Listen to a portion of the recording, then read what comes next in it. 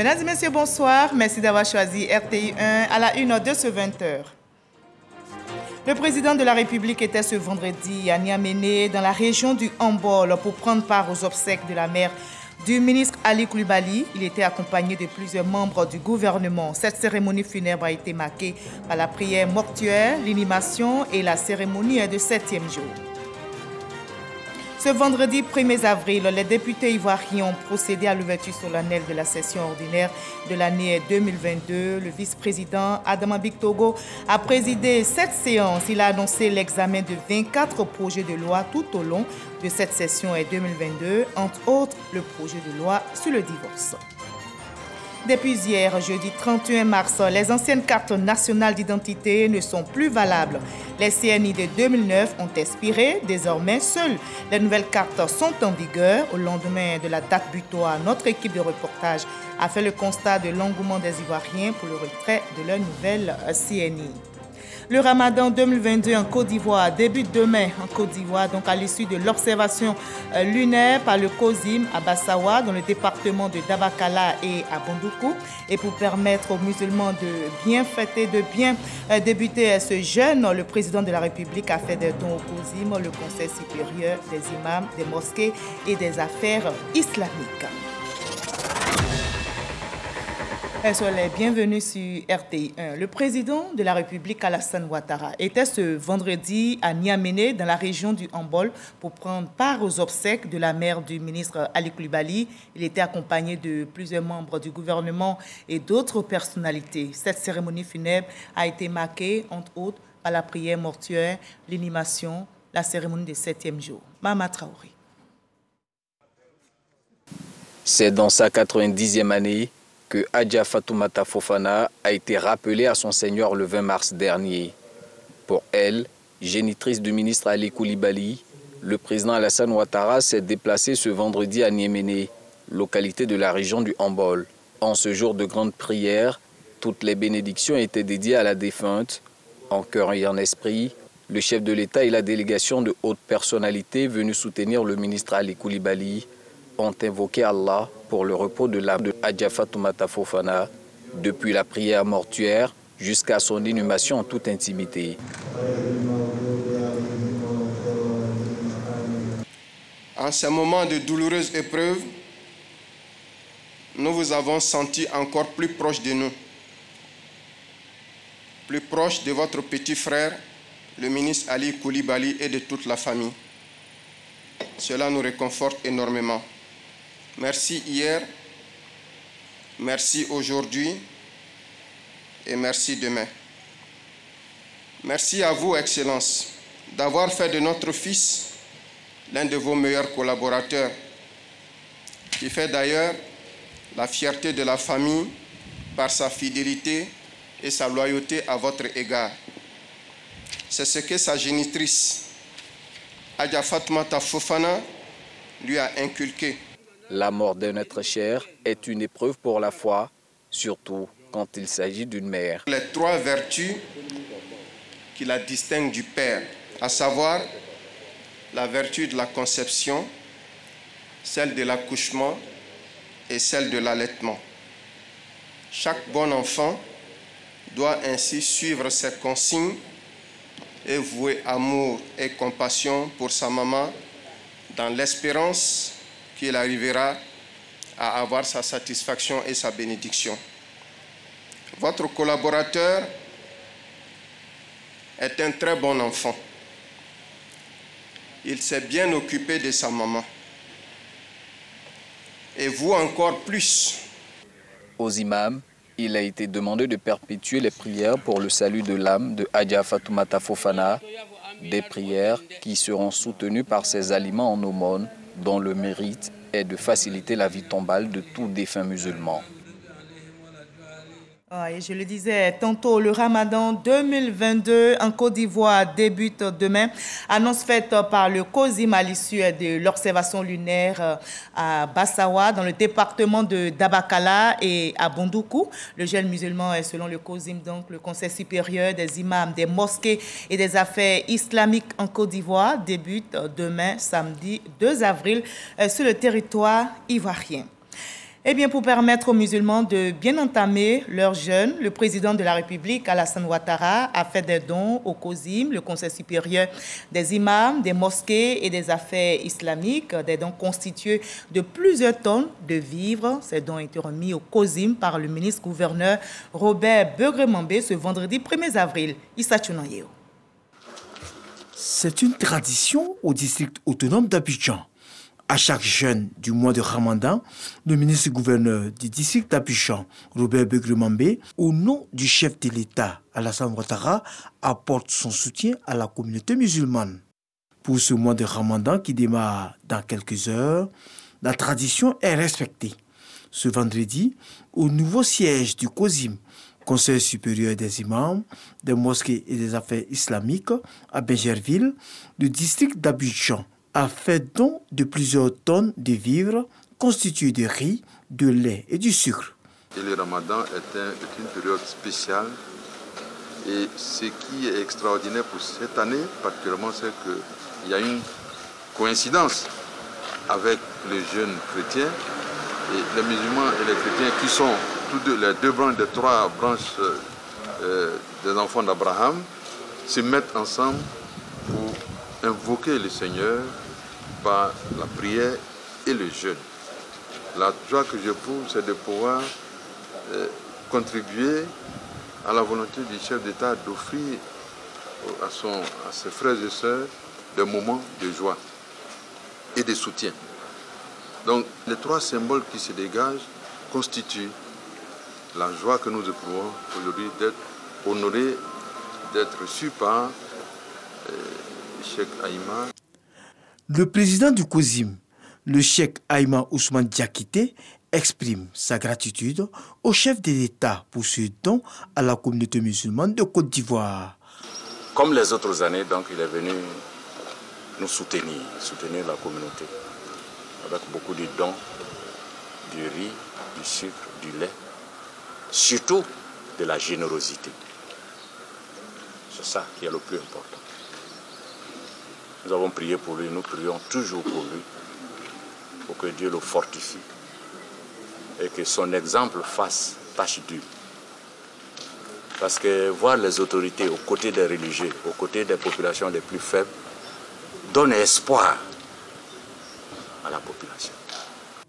La distribution de ce don du président de la République va se poursuivre dans les différentes mosquées des communes de la capitale économique.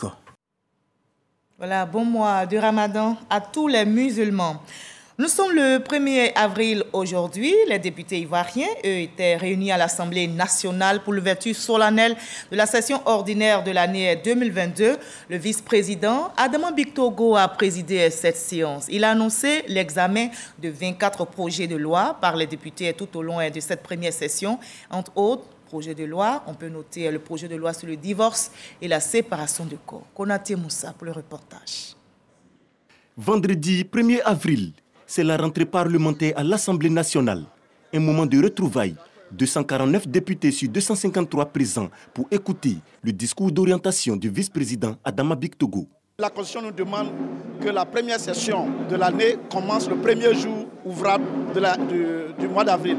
Et ça va de soi que ce vendredi 1er avril 2022, nous soyons ici pour faire l'ouverture de cette section. Ces orientations annoncent de grands chantiers d'examen sur les perspectives de développement de notre cher pays. Et en tant que représentants du peuple et de la nation, nous aurons à apporter notre modeste contribution à l'élaboration des textes de loi. C'est ce discours de cohésion sur lequel, sans cesse, il a insisté que le vivre ensemble est important pour qu'il y ait une Côte d'Ivoire d'avenir, une Côte d'Ivoire où il fera beau vivre. Ouverture officielle de la session ordinaire 2022. Une cérémonie solennelle avec la présence du Premier ministre Patrick Achi, des membres du gouvernement, des présidents d'institutions et de représentations diplomatiques. Le président de séance, Adama Bictogo, s'est félicité de la bonne tenue du dialogue politique. Il a salué les performances économiques enregistrées dans le pays. Adama Bictogo appelle les députés à l'union. L'objectif ici reste le repositionnement de notre institution sur l'échiquier international afin de contribuer efficacement au progrès économique et social de notre pays. Vous conviendrez avec moi que le socle de tout ce travail doit demeurer notre fraternité, notre cohésion, notre solidarité et surtout notre capacité de mettre l'intérêt supérieur de la nation au-dessus de tout. Lors de la session 2021, 23 projets de loi ont été examinés et adoptés. Pour cette année 2022, 24 projets de loi sont sur la table de l'Assemblée nationale. Parmi ces 24 projets de loi, certains susciteront indéniablement un grand intérêt auprès de nos populations, notamment le projet de loi relatif au divorce et à la séparation de corps. Ce projet de loi vient en complément des dernières réformes intervenues sur le dispositif relatif au mariage, le projet de loi relatif à l'absence et à la disparition, le projet de loi relatif aux majeurs protégés par la loi, le projet de loi relatif à l'évaluation des politiques publiques, le projet de loi portant ratification de l'ordonnance relative aux règles applicables en matière de transport intelligent. Le calendrier des travaux parlementaires sera soumis en plénière les jours à venir pour adoption. Notre reporter Konaté Moussa a recueilli quelques réactions à l'issue de cette cérémonie. Nous les écoutons. Nous travaillons dans un contexte où on vient d'achever la 5e phase du dialogue politique. Donc c'est dans un climat de paix. Et nous, à l'Assemblée nationale, nous devons contribuer à la construction de la démocratie qui n'est pas spontanée, qui se construit. Et comme nous l'avons fait l'année dernière dans la convivialité, en exposant les idées, les contradictions, en votant oui quand c'est bon, non, quand on pense que c'est pas bon, mais c'est pas dramatique. Personnellement, j'ai été toujours favorable au dialogue politique. Je peux même dire que, modestement, je peux considérer que je suis l'un des acteurs majeurs dans ce domaine, puisque nous n'avons jamais rompu le dialogue avec le gouvernement. Nous avons toujours privilégié le dialogue comme mode de règlement des conflits. Je me réjouis que toute la classe politique se soit rassemblée autour de cette logique, de cette culture, et que le dialogue politique dernier ait réuni l'ensemble des acteurs politiques. Bien entendu, nous ne sommes pas en nombre suffisant pour peser sur les choix qui sont faits, mais nous y pesons intellectuellement. Nous peserons intellectuellement sur les débats et nous communiquerons comme il convient avec l'opinion pour que nous allions dans la prise de nos lois dans le sens souhaité par nos populations. Il a beaucoup parlé d'union pour le développement de la Côte d'Ivoire et je pense que nous qui sommes à l'Assemblée nationale, qui représentons la population, nous devons comprendre que la Côte d'Ivoire a besoin de nous et nous avons besoin de la Côte d'Ivoire. Le prix de l'essence super est passé de 635 à 695 francs CFA le litre. Et ceci pour la période du 1er au 30 avril 2022, soit 60 francs CFA d'augmentation. L'information a été donnée hier jeudi par le ministre des Mines, du Pétrole et de l'Énergie, Thomas Camara. Et bien ce vendredi 1er avril, il a échangé avec les responsables des associations de consommateurs pour leur donner les raisons de cette augmentation. Jean-Luc Bambou. Cette fois, c'est le ministre des Mines, du Pétrole et de l'Énergie lui-même qui l'a annoncé sur le plateau du journal télévisé. Le litre de l'essence passe de 635 francs à 695 francs CFA. Si le prix du gasoil, lui, est resté inchangé à 615 francs CFA le litre, il s'agit de la deuxième augmentation en 2 mois pour le super sans plomb. De quoi inquiéter les automobilistes et les consommateurs en général. Ce matin, je m'apprête là à sortir d'Abidjan, je me rends compte que le carburant a effectivement augmenté. Tout ce qu'on souhaite, c'est que ce soit temporaire. Parce que c'est déjà un peu difficile. Si ça doit perdurer, c'est pas... En tout cas, ce n'est pas ce qu'on souhaite. L'histoire des carburants, là, vraiment, c'est pas facile parce qu'on ne comprend rien. Au fur et à mesure, le carburant, ça s'augmente, bon, c'est pas... quand on augmente aussi notre transport, les clients se plaignent.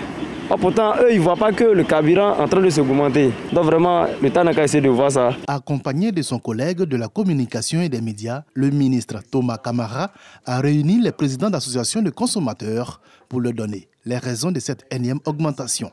L'économie est mondiale, est mondialisée. Le pétrole brut, la Côte d'Ivoire dépend du pétrole brut international à 95%. Et donc on n'échappe pas on n'échappera pas à l'augmentation des cours sur le plan international. Pour l'heure, le gouvernement est arrivé à contenir, à maintenir le prix du gasoil pour préserver les couches sociales défavorisées. Les responsables d'associations de consommateurs ont sollicité encore plus d'efforts de la part du gouvernement pour préserver le pouvoir d'achat des populations. Nous sommes à un passage obligé. Voilà. Il y a des périodes où il y a des sacrifices à faire. La Côte d'Ivoire est dans cette dynamique-là. Nous avons l'appui de notre gouvernement. Donc nous comprenons que bon, on n'a pas le choix. Cette augmentation-ci, nous l'attendions depuis un peu plus de 2 mois. Et nous sommes fortement surpris d'ailleurs qu'en lieu et place de l'augmentation que nous nous attendions véritablement au niveau national, le gouvernement a plafonné cette augmentation à 695 francs. Le ministre Thomas Camara a rappelé les efforts faits par le gouvernement pour préserver le pouvoir d'achat des ménages vivant en Côte d'Ivoire. Il s'agit notamment de la subvention du prix des produits pétroliers pour un montant de 55 milliards de francs CFA de janvier à mars 2022 et une subvention additionnelle de 64 milliards de francs CFA pour le mois d'avril 2022, soit un effort d'environ 120 milliards de francs CFA. Et la lutte contre la vie chère se renforce dans notre pays. La police nationale vient d'être équipée en matériel roulant. Plusieurs véhicules et motos ont été offerts par le président de la République pour permettre aux policiers d'assurer avec efficacité leur mission de sécurisation et de protection des personnes et des biens. Les clés de ces engins roulants ont été remises par le ministre Vagondo Diomandé. Le reportage est signé à Boussanou. Ce sont au total 121 matériels roulants qui seront remis aux différents services de la police nationale en vue de leur permettre d'accomplir avec davantage d'efficacité leur mission de protection des personnes et des biens et de contribuer à l'amélioration de l'indice de sécurité en Côte d'Ivoire. Ces matériels roulants, dont du président de la République Alassane Ouattara, vont favoriser une occupation rationnelle du terrain. Je voudrais, au nom de Monsieur le Directeur général de la police nationale, vous exprimer notre gratitude et notre joie de recevoir ces moyens de renforcement de nos capacités opérationnelles et vous assurer qu'ils seront utilisés à bon escient. En remettant les clés aux bénéficiaires, le ministre de l'Intérieur et de la Sécurité, Vagondo Diomandé, les invitait à redoubler d'efforts dans l'exécution de leur mission. Des réponses adéquates seront apportées à toutes vos préoccupations, soyez-en sûrs. La remise des véhicules de moto d'aujourd'hui s'inscrit parfaitement dans la dynamique de prise en compte de vos besoins en matériel roulant. C'est pourquoi je vous invite à en faire bon usage face à la nouvelle menace liée aux terroristes dans la sous-région. Il convient de réarticuler vos dispositifs sécuritaires de façon efficiente.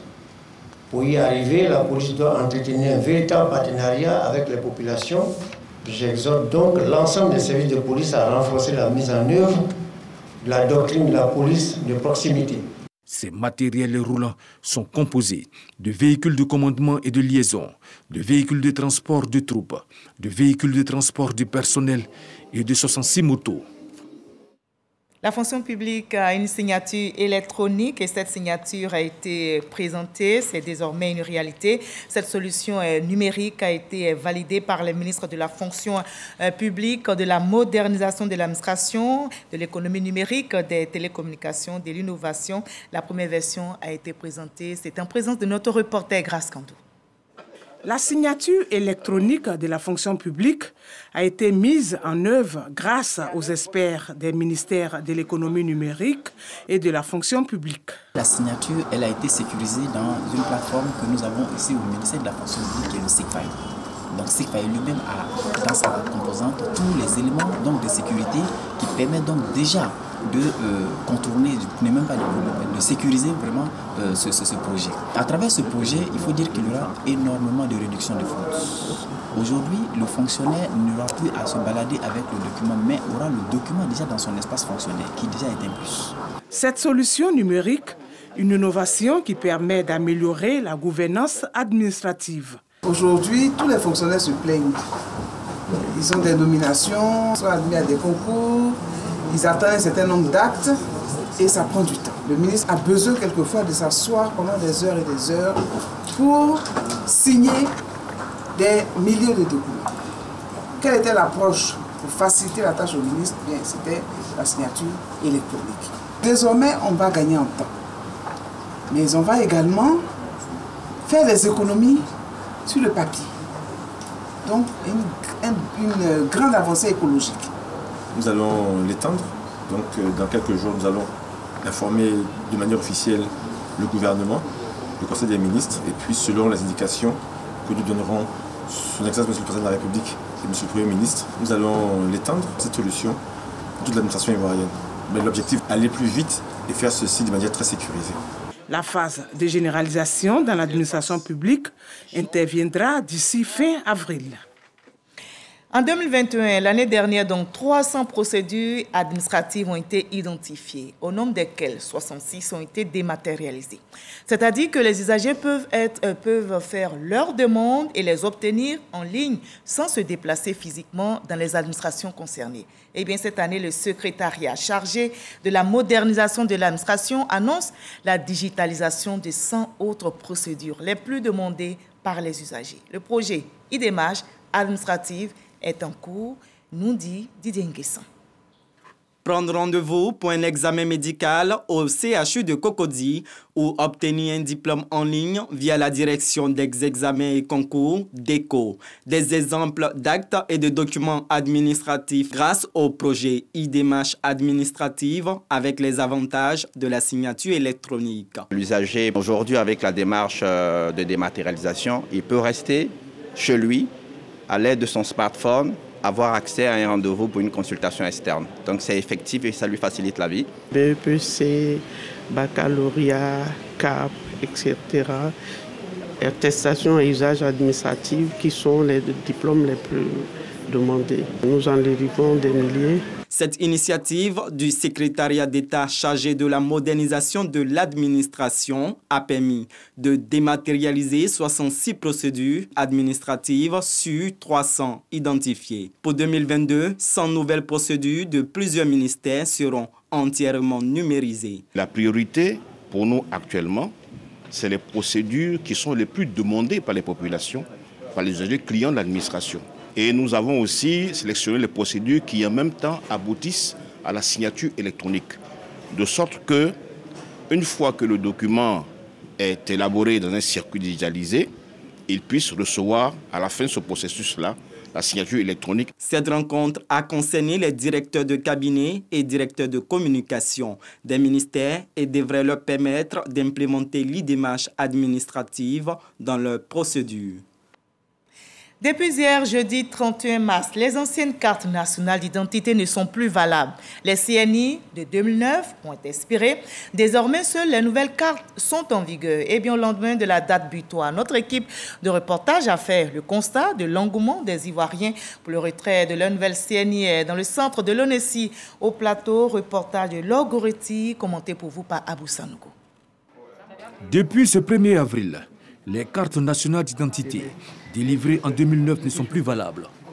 Prolongées à plusieurs reprises, ce 31 mars 2022, elles sont définitivement caduques. La dernière date de validité était fixée au 31 mars 2022 et le gouvernement a maintenu cette date. Du coup, toutes les cartes produites en 2009 ne sont plus valides. Ce matin, au lendemain de la fin de la validité de l'ancienne carte, les usagers commencent à hâter les pas. J'ai vu ça hier sur les réseaux. J'ai dit, bon, aujourd'hui, je vais venir faire ma carte. C'est mon emploi du temps qui fait que je n'ai pas eu le temps de venir faire ma carte. Et puis, il y a aussi un peu de négligence. J'ai reçu le SMS depuis le 17 mars, mais je n'avais pas suffisamment de temps pour le retrait. Et aujourd'hui, comme j'ai eu un bout de temps et que le délai, c'est demain, donc j'ai préféré retirer la carte aujourd'hui pour pouvoir m'en servir. À la banque, c'est vraiment difficile. C'est vraiment difficile de faire des opérations sans pièce d'identité. J'étais obligé même d'établir un passeport. Ils viennent retirer leur carte pour certains et se fait enrôler pour d'autres. Quelques jours avant, Kim Ateba, responsable de ce centre, était moins chargé. Nous sommes restés des jours sans clients, on s'ennuyait presque. Les requérants viennent maintenant pour chercher les cartes et C'est vraiment un grand plaisir pour nous parce que nous avons des cartes qui sont stockées dans le centre depuis fort longtemps, des années même pratiquement, on peut dire pratiquement 2020. Pour permettre à chaque Ivoirien de disposer d'une carte nationale d'identité, l'ONESI, l'Office national de l'état civil et de l'identification, est préparé à toute éventualité et répond aux différentes préoccupations. En ce qui concerne les personnes qui n'ont reçu aucune notification, elles peuvent contacter les services de réclamation de l'ONESI. Les personnes concernées peuvent appeler au 1340. Ensuite, la possibilité d'envoyer un message par WhatsApp au numéro 0701 45 46 49, se rendre dans notre service réclamation situé au plateau. Les personnes qui ont perdu les cartes, elles peuvent demander un duplicata. À la date du 30 mars 2022, près de 600 000 cartes sont disponibles et 2 600 000 cartes déjà retirées. 4 700 personnes se sont fait enrôler, plus de 3 millions pour les renouvellements et plus de 1 500 pour les nouvelles demandes. Les données statistiques scolaires 2021-2022 de la région ont été présentées à la communauté éducative, aux autorités administratives et aux structures décentralisées dans la commune du Plateau. Il en ressort qu'en 2021, le ministère de l'Éducation nationale a enregistré plus de 5 800 cas de grossesse en cours de scolarité au primaire et au secondaire. Le ministère de l'Éducation nationale tire la sonnette d'alarme, nous dit Sephora Zeki. Elles ont entre 12 et 17 ans. Elles sont pour la plupart à l'école primaire ou au secondaire. Elles ont contracté une grossesse en cours de scolarité. En effet, 5 833 cas de grossesse ont été enregistrés au cours de l'année scolaire 2020-2021. 233 cas dans le primaire et 5 600 dans le secondaire général. Des chiffres qui s'expliquent selon le directeur des études, des stratégies, de la planification et des statistiques. Quand il y a eu la Covid, les enfants, il y a eu un délaissement. Ils ne sont pas là à l'école. Donc, ils ont voulu expérimenter presque tout. Aujourd'hui, on voit qu'il y a beaucoup de cas de grossesse dans les établissements. Ces chiffres ont été présentés à la communauté éducative et aux partenaires de l'éducation nationale. Lors de cette présentation, il ressort que plus de 600 000 élèves ne disposent pas d'extrait d'acte de naissance. Parmi eux, 69 523 sont en classe de CM2. Des mesures sont donc prises pour pallier ce problème. On a mis tout le monde à contribution et il y a un arrêté qui est sorti pour demander aux parents d'élèves d'apporter les extraits de naissance de leurs enfants, sinon ils ne vont pas composer à l'entrée en 6e. Depuis que nous avons dit ça, on a retrouvé en une semaine 20 893 extraits de naissance qui nous ont été fournis. On est à 48 000, actuellement on a à peu près 48 000 enfants qui n'ont pas encore d'extrait de naissance, mais l'opération court jusqu'au 8. Adama Diawara, le ministre de l'Enseignement supérieur et de la Recherche scientifique, insiste sur le rôle que jouent les statistiques dans la planification au niveau du secteur éducation-formation. Les données qui sont fournies, ça nous donne une photographie du sous-secteur éducation nationale et de telle sorte que on a un diagnostic du système qui découle de là et ça permet éventuellement d'apporter les éléments de correction qu'il faut au sous-secteur. Sans oublier que grâce à ces données-là, on peut faire des projections sur le futur et donc cela nous permet de faire de l'orientation stratégique. Le nombre d'élèves est estimé à 6 900 546 pour l'année scolaire 2021-2022. Ces données sont disponibles sur le site www.dpes.org.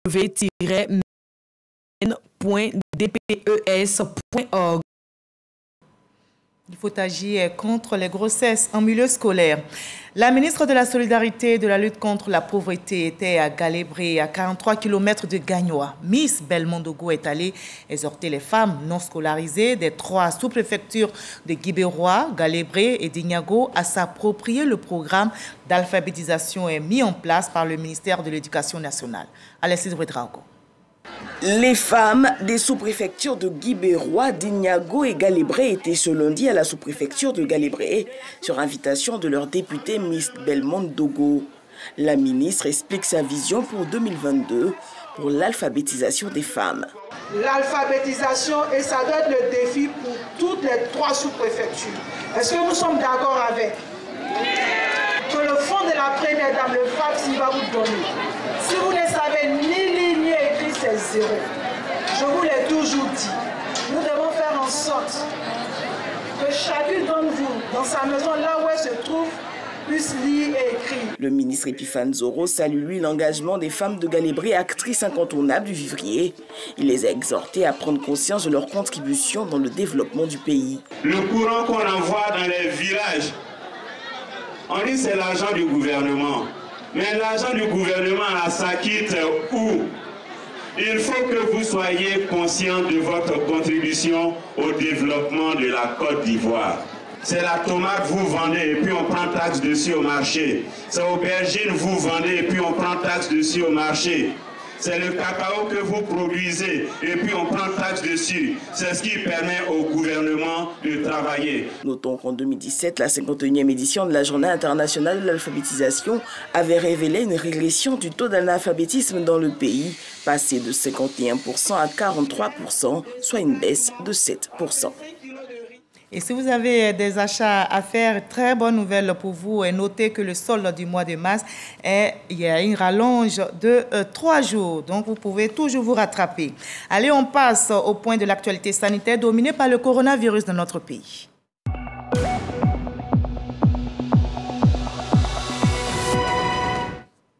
Ce vendredi 1er avril, on note dans notre pays 15 nouveaux cas de COVID-19 sur 1268 cas de contamination. Notez également qu'il y a 1,2% de cas positifs, 3 nouvelles guérisons et 0 décès. Faisons-nous tous vacciner, surtout continuons d'observer les gestes barrières, ces gestes simples, mais ces gestes qui sauvent. Sur le terrain sportif, la Côte d'Ivoire, pays organisateur de la CAN 2023, se prépare activement. Le concours de la mascotte pour cette compétition continentale a été lancé hier au Palais des Sports de Trècheville. La thématique porte sur l'hospitalité et selon le comité d'organisation de la CAN 2023, ce concours vise entre autres à impliquer activement les créateurs nationaux au succès de cette CAN et surtout à déceler des talents. Le reportage de Sylvain Rissot. La ministre de la Culture et de l'Industrie, des Arts et du Spectacle, Arlette Badou, les préfets, les représentants des maires et des villes hôtes de la CAN 2023, les anciens footballeurs, les journalistes et les étudiants étaient présents pour le lancement du concours de la mascotte de la CAN 2023 qui s'est déroulé dans une bonne ambiance. Les candidats sont invités à proposer une identité visuelle de la compétition basée sur les valeurs d'hospitalité de la Côte d'Ivoire et de la Confédération africaine de football. Dans notre hymne national, le mot hospitalité est en bonne place. La Côte d'Ivoire, c'est un pays d'ouverture, un pays d'accueil. La Côte d'Ivoire, c'est un pays ouvert à tous les pays de la sous-région, à tout le continent, à tout le monde. Et le président de la République, son Excellence Alassane Ouattara et Monsieur le Premier ministre ont souhaité que cela apparaisse dans l'organisation. D'où CAN 2023, la CAN de l'hospitalité. Et nous voudrions que cela se traduise dans la mascotte. La mascotte doit être l'identité visuelle de ce que représente la CAN pour la Côte d'Ivoire et pour le continent africain. Je crois que nous sommes impliqués au premier degré parce qu'il s'agit de visiter la Côte d'Ivoire, il s'agit d'accueillir tout le monde entier ici en Côte d'Ivoire pour cette CAN. Donc il est important pour nous de mobiliser nos énergies, de mobiliser tout le patrimoine culturel, artistique et touristique que nous avons pour servir à tous ces visiteurs qui vont être là durant 3 semaines. Peuvent faire acte de candidature les artistes amateurs ou professionnels, les plasticiens, les infographistes et les créatifs résidant en Côte d'Ivoire, ainsi que les Ivoiriens résidant hors du pays. Les compétiteurs devront surtout se rendre sur le site officiel du COCAN 2023 pour plus d'informations. La date limite du dépôt des dossiers de candidature est fixée au 31 mai 2022. Le lauréat, lui, sera connu 6 mois plus tard et empochera la somme de 10 millions de francs CFA. C'est très bon à prendre. Avant la CAN 2023 se déroulera le mondial. Le tirage au sort de la Coupe du monde de football 2022 a eu lieu à Doha, au Qatar. La composition des 8 groupes est désormais connue. Les 29 équipes déjà qualifiées sur les 32 participants connaissent leurs adversaires. Le Qatar, pays hôte, aura donc affronté les Pays-Bas, le Sénégal, l'Équateur pour sa première Coupe du monde. La Tunisie rencontrera les champions du monde en titre, la France, dans le groupe D. Au total, donc, notez que les 8 groupes de 4 équipes qui s'affronteront donc pour le prestigieux trophée de football du 21 novembre au 18 décembre prochain ont été dévoilés ce vendredi. Et pour l'actualité nationale, notez que le Ramadan 2022 en Côte d'Ivoire débute demain.